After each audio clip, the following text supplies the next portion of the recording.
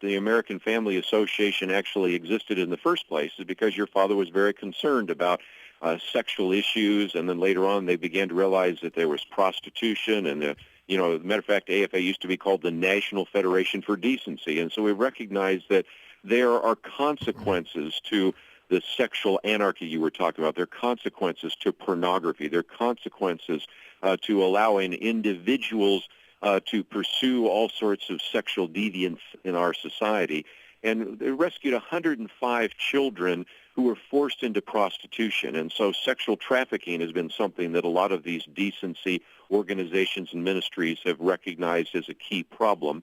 And it's a good illustration of why we do believe that it is important to stand for morality, stand for decency, and also prosecute to the highest level individuals that are forcing young children into prostitution, maybe the Johns that are taking advantage of that.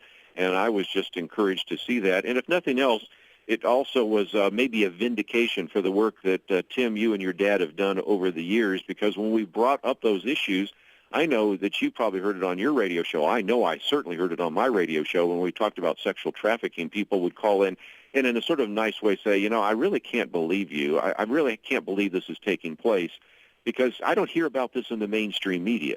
And they're not talking about this, so this certainly can't be much of a problem. Well, when you have 105 children rescued from prostitution in a week-long sting, it shows you it's a really big problem.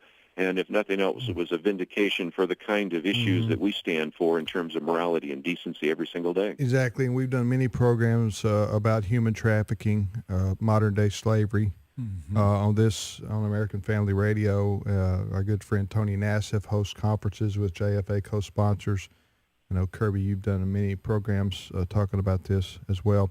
Well, we are out of time.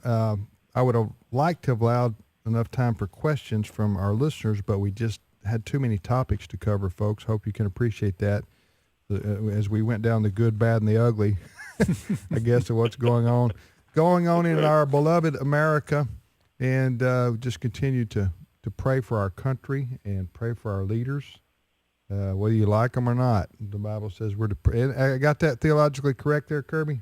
Yes, you do. Pray for our leaders, and also support American Family Radio. You're hearing a lot of stories on here you probably will hear nowhere else except right here. Yeah, absolutely. Thank you, Kerby. Appreciate it. Thank you. All right, that's Kerby Anderson from Dallas. Kerby.